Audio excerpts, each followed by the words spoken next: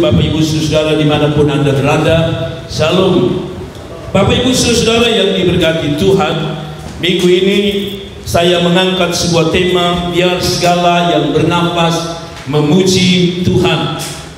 Tema kita hari ini tanggal 1 Agustus 2021, tema kita adalah biar segala yang bernafas memuji Tuhan. Mazmur 150 ayat yang ke-1 sampai ayat yang ke-6. Mazmur 150 ayat yang ke-1 sampai ayat yang ke-6 akan kita baca bersama-sama, dan Bapak Ibu yang ada di rumah masing-masing dapat mengikuti dengan baik di chat-chat atau di Alkitab masing-masing. Saudara, saya baca Mazmur 150 ayat yang ke-1 sampai ayat yang ke-6. Haleluya, pujilah Allah dalam tempat kudusnya, pujilah Dia dalam cakrawalanya yang kuat. Pujilah Dia karena segala keperkasaan-Nya. Pujilah Dia sesuai dengan kebesarannya yang hebat.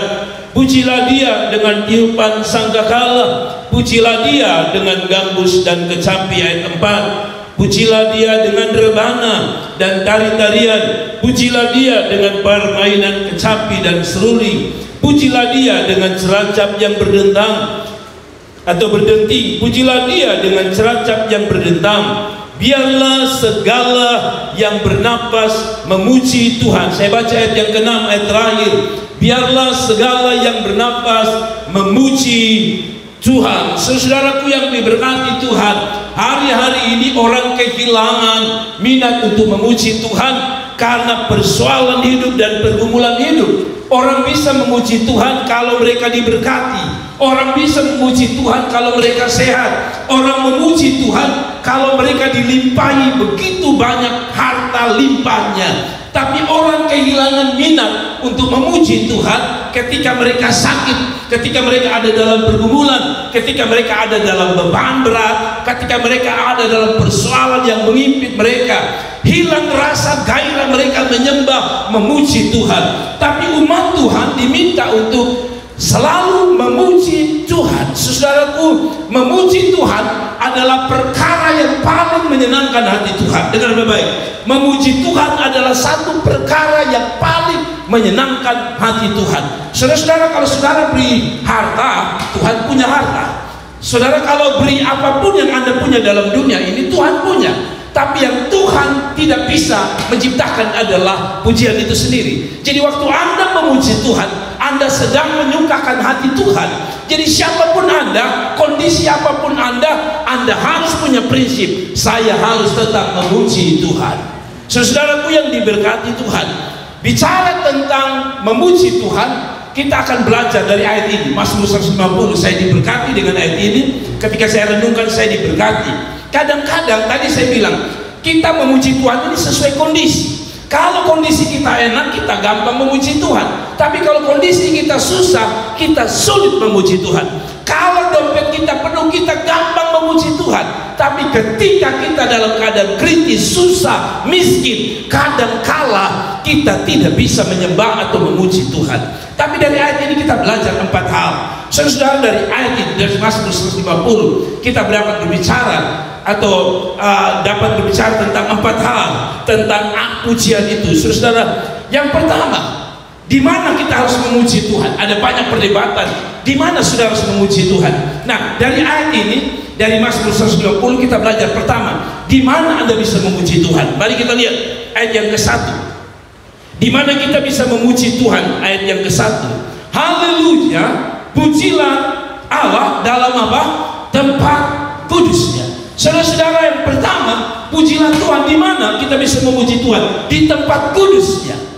Di mana tempat kudusnya? Di bait Allah, di rumah Tuhan, di tempat di mana orang-orang bersepakat bahwa ini adalah milik atau rumah Tuhan. Di sanalah orang memuji Tuhan. Jadi saudara-saudaraku yang diberkati Tuhan, tempat yang dikhususkan Tuhan yang disebut bait Allah adalah tempat yang paling kudus. Tapi kalau juga bicara tentang tempat kudus, Anda tahu bahwa di dalam kemah bait Allah selalu ada yang saya sebut dengan apa? Halaman, ruang suci dan ruang maha suci. Orang-orang yang menyembah Tuhan adalah orang-orang yang berada pada puncak, yaitu ruang maha kudus, tempat Allah hadir. Saudara-saudaraku yang diberkati Tuhan, di situ ada tamu Tuhan, tempat kehadiran Tuhan. Jadi kesimpulannya, di mana kita bisa memuji Tuhan? Di mana ada kehadiran Tuhan, Anda bisa memuji Tuhan. Di mana itu? Saudara lihat. Jadi yang pertama, Anda bisa memuji Tuhan di persekutuan doa, di gereja, di tempat-tempat ibadah. Tetapi ayat selanjutnya berkata, pujilah Dia dalam apa? Cakrawala yang kuat. Apa artinya? Cakrawala bicara tentang apa?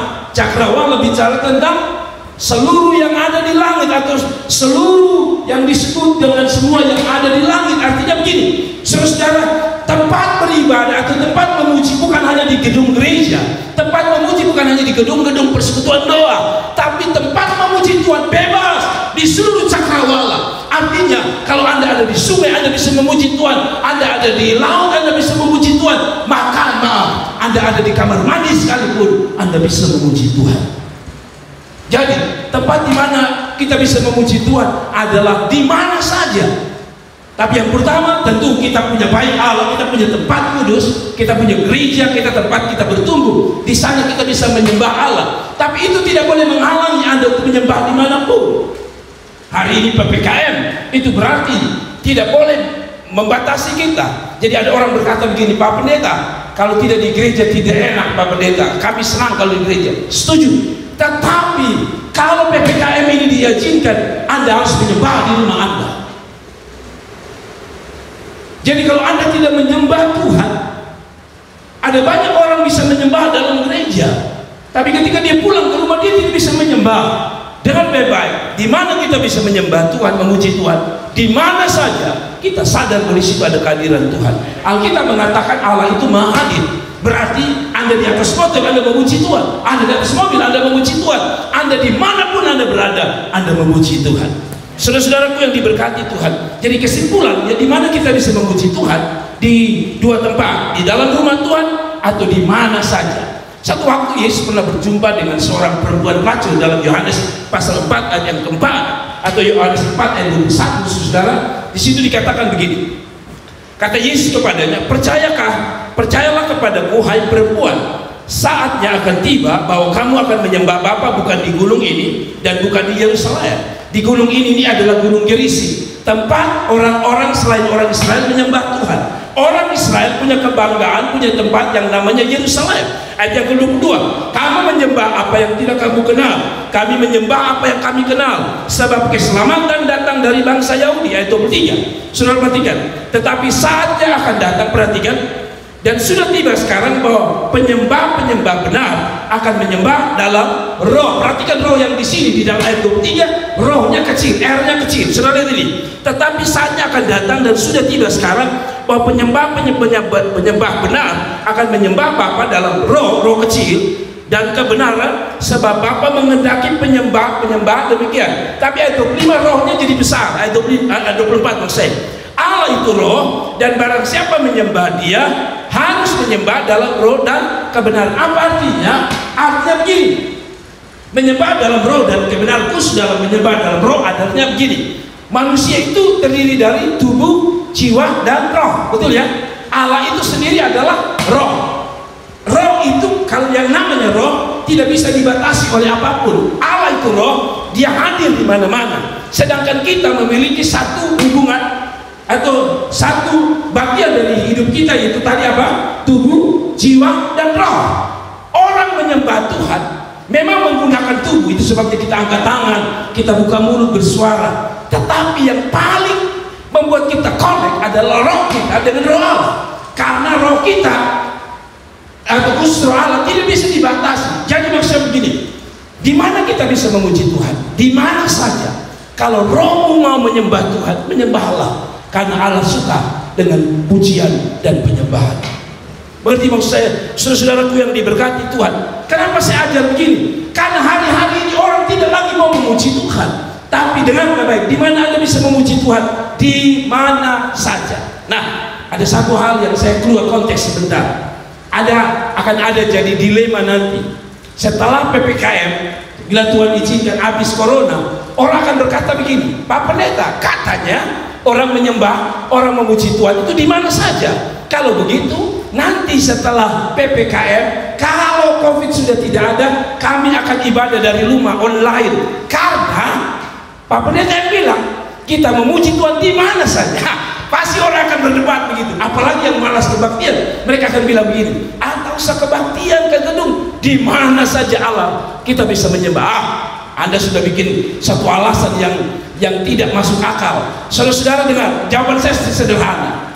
Kita ibadah karena ada PPKM. Kita ibadah karena ada satu kasus, yaitu apa? COVID. Jadi habis COVID, saudara tidak boleh pakai alasan itu. Saya punya alasan tersendiri. Tetapi setelah COVID ini habis, kalau Tuhan izinkan habis, setelah PPKM selesai, Anda harus bisa berbakti kalau Anda punya waktu. Kenapa itu? Saudara buka Ibrani pasal 10 ayat 25. Kita baca Ibrani pasal 10 ayat 25. Saudara lihat ini. Janganlah kita menjauhkan diri dari apa?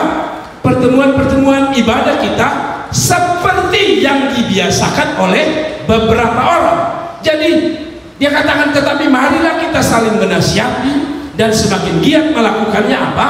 Menjelang hari Tuhan yang mendekat. Artinya begini, saudara, di dalam sebuah kasus kadang-kadang aturan itu keluar, tapi kasus itu tidak boleh berlaku kekal. Maksud saya begini, pernah satu waktu saudara mengendarai kendaraan lalu masuk di sebuah lorong yang biasanya Anda keluar masuk lewat motor, pakai menggunakan motor atau mobil. Tapi tiba-tiba ada orang mati di situ, lalu di situ bergorden, ditutup. Kenapa? Alasannya ada kematian di situ. Pertanyaan saya, setelah orang itu dikubur, dimakamkan, apakah besok Anda hanya alasan, oh tidak bisa lewat, di situ ada pemakaman? Tidak bisa, karena kasusnya hari itu ada pemakaman.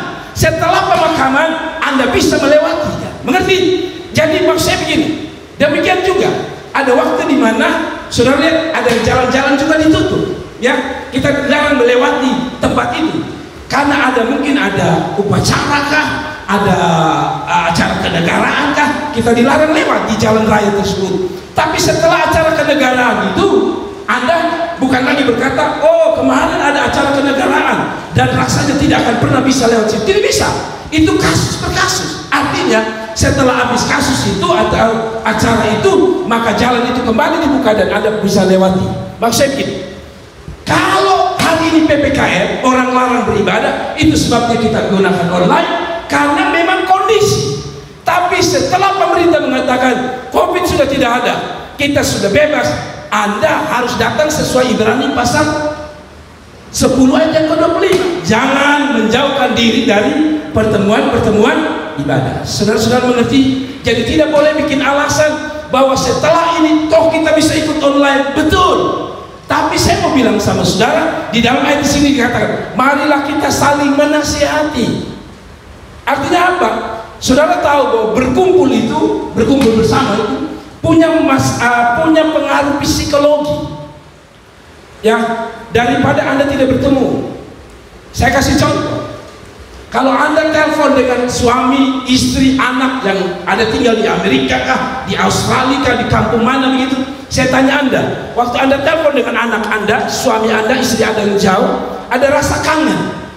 Saya tahu waktu Anda telepon, rasanya kangen ini sedikit terbayar, karena Anda bisa lihat wajahnya di hari-hari ini lewat video call. Tapi pertanyaan saya, kalau dia datang langsung ke dalam hidupmu, mana lebih puas?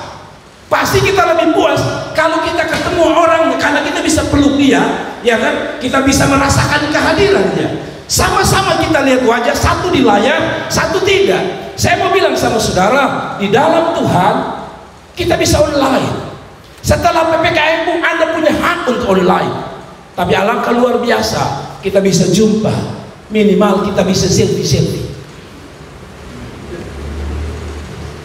Saudara, itu maksud saya. Jadi jangan bikin alasan habis ini saya akan ikut dari online, karena di mana saja kita bisa menyembah Tuhan.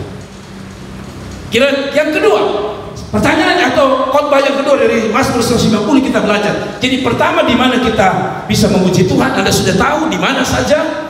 Yang kedua, mengapa Anda harus memuji Tuhan? Saya waktu di kampus atau saya kadang-kadang lihat ada orang yang gampang memuji Tuhan. Song leader baru bilang, mari kita bangkit berdiri, hatinya sudah siap untuk memuji Tuhan. Tapi ada orang harus didorong-dorong. Mari saudara kita tunduk kepala, angkat tangan. Dan dia rasa kayak tunggu orang suruh. Kalau tidak disuruh, dia tidak angkat tangan. Kalau tidak disuruh menyembah, dia tidak menyembah. Nah, alasan yang kedua dari Mazmur 150. Alasan mengapa Anda harus memuji Tuhan? Apa karena gereja suruh? Apa karena pendeta suruh? Apa karena itu program gereja? Mari kita lihat alasan kita memuji Tuhan. Ayat yang kedua. Terpujilah dia karena apa? Dia yang memberitahukan. Pujilah dia karena apa? Keperkasaannya. Pujilah dia sesuai dengan apa? Kebesarannya yang hebat. Jadi dua dasar. Pertama karena keperkasaan, kedua karena kebesaran dan kebesarannya yang hebat. Apa artinya? Orang Israel sadar. Kenapa mereka harus memuji Tuhan? Orang Israel sadar mereka mengalami apa yang disebut keperkasaan Tuhan dan kehebatan Tuhan. Saudara-saudara, orang Israel harus memuji Tuhan. Kenapa? Karena orang Israel tidak bisa keluar dari Mesir ke Kanaan kalau bukan karena Tuhan. Orang Israel tidak bisa hidup kalau mereka hanya jalan dengan kekuatan, karena mereka bisa mati di padang gurun. Tapi kalau mereka bisa sampai ke tanah Kanaan karena ada Allah yang perkasa. Hari ini di tengah begitu banyak orang sakit, orang mati, orang kena kanker, orang banyak persoalan, tapi Anda masih hidup, Anda bernafas, menikmati hidup, menikmati berkat. Semua itu keperkasaan Tuhan, dan Anda harus memuji Tuhan. Jadi kalau Anda hidup, Anda sehat, Anda harus memuji Tuhan.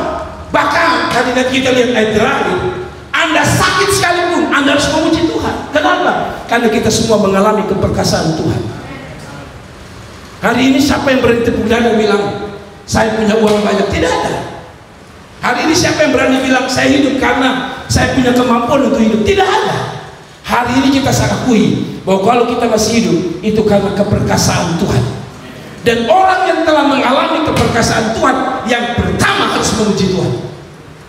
Orang yang telah mengalami kebaikan Tuhan yang pertama harus memuji Tuhan. Ada. Jadi alasan kita memuji Tuhan itu harusnya tidak dipaksa. Kalau Anda masih bernafas itu karena Tuhan.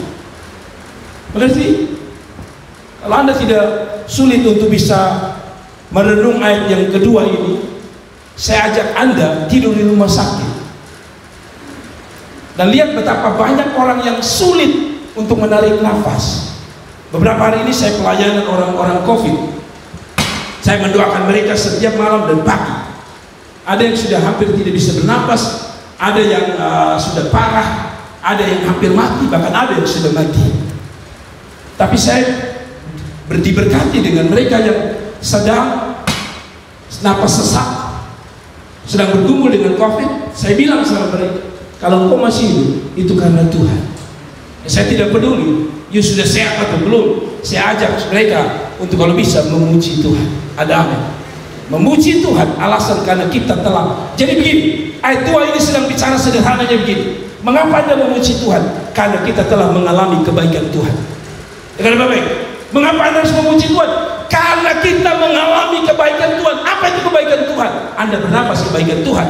Anda masih bisa jalan, itu kebaikan Tuhan. Karena tidak semua orang bisa jalan hari-hari ini. Ada orang lumpuh, ada orang stroke, ada orang tak berdaya bisa jalan. Kalau Anda bisa berjalan, itu kebaikan Tuhan. Kalau Anda bisa makan, ada banyak orang tidak bisa makan. Hari ini saya jalan-jalan, saya keliling, ada opa-opa yang maaf, air liurnya mengalir, tangannya gemetar sambil memegang gelas aqua yang tidak ada harganya. Tapi kalau engkau masih bisa menggunakan pakaian dengan baik, parfum yang baik, segala yang baik, dengar, itu karena kebaikan Tuhan. Dan kalau engkau mengalami kebaikan Tuhan, sekali lagi Anda harus memuji Tuhan. Yang ketiga, dengan apa kita bisa memuji Tuhan? Nah, ini banyak perdebatan. Dengan apa kita bisa memuji Tuhan? Saya dapat poin yang ketiga. Dengan apa kita bisa memuji Tuhan? Kita baca ayat yang ketiga, 45. 3:4-5. Pujilah dia dengan apa? Timpan sangkakala. Pujilah dia dengan gambus dan kecapi. Kita mulai. Pujilah dia dengan timpan sangkakala. Kalau dulu sangkakala, ya, ada yang terbuat dari tanduk. Nah, sekarang kalau kita bilang sekarang itu, yang zaman sekarang modernnya adalah trompet, seruling. Itu adalah jenis-jenis musik modern hari ini. Jadi kalau ada orang berkata begini, jangan Jangan pakai musik apapun, cukup hanya gitar atau cukup hanya piano. Bagi saya tidak peduli, mau piano, mau gitar, mau apa saja pakai. Karena ayat 4 berkata, pujilah dia dengan rebana. Makanya di gereja ini kita tidak peduli. Rebana itu bicara tentang alat musik yang dipukul atau ditepuk. Jadi rebana ada, lalu dia katakan, dan tari-tarian, pujilah dia dengan permainan kecapi. Kecapi sekarang ini kalau saudara lihat, bass, gitar, itu gambaran modernnya. Tapi zaman dahulu orang kecapi, Daud main kecapi. Ada tali-tali yang dia mainkan. Saudara, dengan permainan kecapi dan seruli.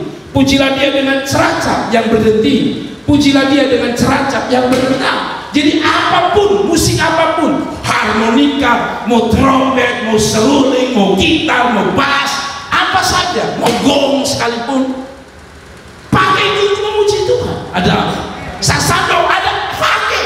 Itu sebabnya gereja ini sangat terbuka. Dulu ada satu anak pemain saksofon, ya, tidak lagi main, tapi saya gini, apapun musik itu, ya kalau saudara buka di YouTube, ternyata alat musik itu terlalu banyak. Saya baru lihat salah satu alat musik yang saya baru pernah lihat, dia sejenis gong yang sedang dibuat oleh Ibu Elda Amalo di Bali. Itu seperti gong kecil, kira-kira sebesar ini, dan itu hanya ada 4 tempat untuk orang ulang pukul atau toki. Dan betapa musik itu indah sekali. Saya mau bilang sama saudara, kalau ada orang berkata begini, menyembah Tuhan itu biasa-biasa saja, tidak usah pakai apa-apa. Saya setuju bahwa pakai tidak pakai itu tidak ada persoalan. Tapi kalau Anda punya alat musik, pakai itu untuk kemuliaan Tuhan. Saudara, apa artinya? Dengan apa kita memuji Tuhan? Dengan apapun. Jadi musik di sini bukan hanya bicara tentang musik itu sendiri secara literal, bahwa ada keyboard, ada drum, ada gitar, ada saksofon, ada harmonika dan sebagainya. Tapi bicara tentang semua alat ini, bicara tentang satu yang tak tercatat, yaitu talenta. Jadi dengan apa kita bisa memuji Tuhan? Dengan talenta. Ada orang punya talenta bisa menyembah Tuhan, memuji Tuhan. Sekali dia nyanyi enak didengar. Ada orang bisa bermain gitar, ada orang bisa bermain drum. Artinya semua talenta harus Anda pakai untuk memuji Tuhan. Jadi sederhananya, dengan apa kita memuji Tuhan? Pertama, dengan segala musik yang kita bisa mainkan, dan yang kedua, dengan segala talenta yang Anda punya. Jadi kalau Anda punya talenta tapi Anda tidak memuji Tuhan, satu waktu hati-hati, Anda akan bertanggung jawab dengan apa yang Tuhan kasih. Kalau saudara Tuhan kasih karunia bisa main tamborin, jangan bergoyang di diskotik bisa, 2 jam bisa, tapi di gereja 15 menit tidak bisa. Ada banyak orang kan begitu, dia punya kaki itu lincah. Kalau dia di diskotik, dia di pesta, dia punya kaki kiri kanan, muka belakang semua, tapi di gereja kakinya mati. Saya tidak tahu dia stroke atau apa, tapi maksudnya begini, kesimpulan, dengan apa kita memuji Tuhan? Sederhana, dengan segala talenta dan dengan segala musik apapun kita bisa memuji Tuhan. Jadi tidak ada ekstrim. Kalau tidak ada musik, bagaimana Pak Pendeta? Dia tidak usah pakai. Tapi kalau Anda gunakan dengan baik, karena musik itu mempengaruhi. Saudara, saya kasih contoh, musik itu ada kuasa. Anda tidak percaya? Coba Anda jalan, lalu Anda ketemu, sekarang ini ada lagu-lagu khusus TikTok. Saya lihat di YouTube itu, sekali ada di lapangan, tiba-tiba musik TikTok berbunyi, mau ibu mau anak-anak goyang. Itu tidak disuruh, tidak ada yang berkata, mari kita goyang rame-rame, tidak ada, kamu goyang. Artinya ada kuasa. Saudara pernah ketemu musik, tidak mengerti musiknya, tidak tahu judul lagunya hot, saudara minimal saudara lakukan apa? Kaki Anda banting. Betul ya? Waktu Anda dengar kaki Anda, rasanya kaki Anda harus digoyang, atau minimal badan Anda goyang. Kenapa? Ada kuasa. Nah, saya mau bilang sama saudara, waktu Anda menyembah Tuhan, gunakan semua talentamu, Tuhan akan memberkatimu dengan luar biasa. Ada amin. Dan yang terakhir, siapa yang harus memuji Tuhan? Ini pertanyaan terakhir yang paling penting. Siapa yang harus memuji Tuhan? Ayat yang ke-6 sebagai ayat yang terakhir. Biarlah segala yang bernafas memuji Tuhan. Selain Anda yang bernafas, siapa lagi yang bernafas? Saya punya anjing di rumah 3. Satu bernama siapa? Mini. Satu namanya Amol, dikasih nama oleh Cynthia, baptis oleh Cynthia. Lalu yang ketiga namanya Lego. Saudara-saudara, Alkitab bilang biarlah segala yang bernafas memuji Tuhan. Artinya Lego harus memuji Tuhan. Kalau kita pasti cari makan, bagaimana cara memuji Tuhan? Saya tidak tahu. Mungkin waktu dia dia sedang menyembah Tuhan, saya tidak tahu. Tapi maksud saya gini, segala yang bernafas, lalat harus menyembah Tuhan, kucing harus menyembah Tuhan. Nah, apalagi you sebagai manusia. Kalau you tidak bisa menyembah, you tidak bisa memuji Tuhan, Tuhan marah luar biasa. Kali ini dia bilang segala yang bernafas. Halo, sekarang saya tanya saudara, tidak usah kita omong kucing. Itu sebabnya Yesus pernah berkata, pada waktu orang bersorak-sorai Yesus mau ke Yeriko, lalu orang kasih lambai-lambaian, apa yang Yesus katakan? Kalau engkau tidak menyembah, aku akan menyuruh apa? Batu-batu ini untuk. Jadi menyembah itu bukan paksaan, dan menyembah atau memuji Tuhan itu bukan karena Tuhan paksa Anda. Sebab kalau Anda tidak bisa memuji Tuhan, Alkitab bilang aku akan suruh batu-batu memuji Tuhan.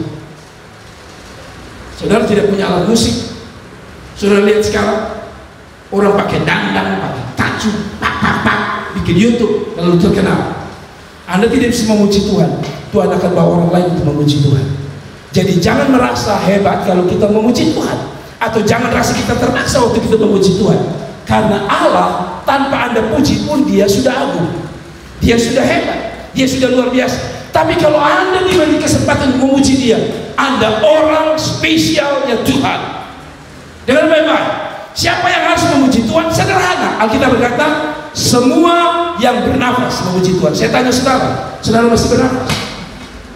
Ada banyak orang sekarang ada di Kapadala, ada banyak orang ada di Fatukoa, sudah terbaring kaki. Anda masih bernafas. Kalau Anda masih bernafas, Anda harus memuji Tuhan. Siapa yang harus memuji Tuhan?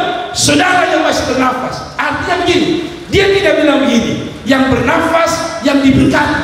Dia tidak bilang begini, yang bernafas yang sehat. Dia tidak bilang yang bernafas yang kaya. Dia tidak bilang yang bernafas yang jadi pejabat. Dia tidak bilang yang bernafas yang kuliah. Dia tidak bilang yang bernafas yang punya istri. Dia tidak bilang. Dia tidak bilang yang bernafas yang sudah dapat jodoh.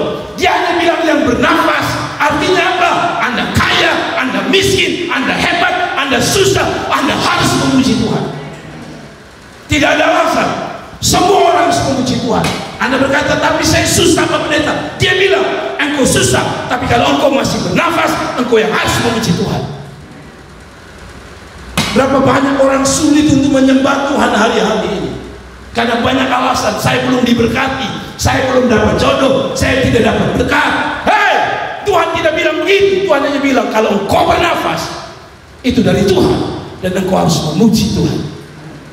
Ada hutang saya belum lunas, persoalan saya belum selesai, apakah saya harus memuji Tuhan? Yes, karena Anda masih bernafas. Nafas itu bukan pemberian atau milik Anda. Nafas itu adalah milik Tuhan. Jadi kalau dia titip, dia bilang menyembahlah aku. Kalau dia titip nafas itu, menyembahlah dia. Saya baru paham, saya akan tutup mengapa dia menggunakan kata biarlah segala yang bernafas memuji Tuhan. Karena COVID itu berhubungan dengan nafas.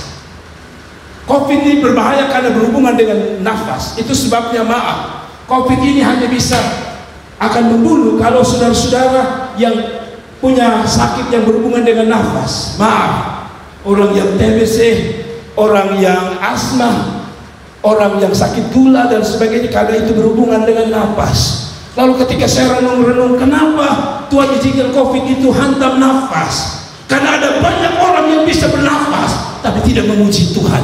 Itu sebabnya mungkin Tuhan harus izinkan COVID sentak nafasmu supaya engkau sadar, saya masih punya nafas, maka saya orang pertama yang harus memuji dan meninggikan nama Tuhan. Kenapa harus nafas? Satu dunia berhubungan dengan nafas. COVID itu berhubungan dengan nafas, berhubungan dengan paru-paru, semua alat pernapasan. Itu COVID paling suka. Kenapa Tuhan izinkan? Saya baru sadar hari ini kata kunci no. Karena semua yang bernafas telah enggan menyembah Tuhan, telah enggan memuji Tuhan, dan Tuhan harus sentuh nafas itu supaya orang sadar kalau aku masih bisa bernapas, aku harus menjadi orang yang pertama menyembah, memuji, dan meninggikan nama Tuhan. Kalau Anda masih bernapas, sekalipun Anda sakit, Anda susah, doamu belum dijawab, Tuhan tidak peduli. Yang Tuhan mau, Anda harus memuji Tuhan. Saya tanya saudara, masih bernapas? Saya tanya saudara yang ada di rumah, masih bernapas? Saya tanya saudara-saudara yang sedang ikut live streaming, masih bernapas? Iya Pak Pendeta, saya bernapas tapi sudah tersengal-sengal. Berarti masih bernapas. Kalau masih bernapas, tidak ada alasan Anda harus memuji Tuhan. Kiranya kita pulang dari sini, kita menjadi orang yang paling bergairah di dalam memuji dan meninggikan nama Tuhan. Kita kasih tepuk tangan buat Tuhan. Tuhan Yesus memberkati kita sekalian.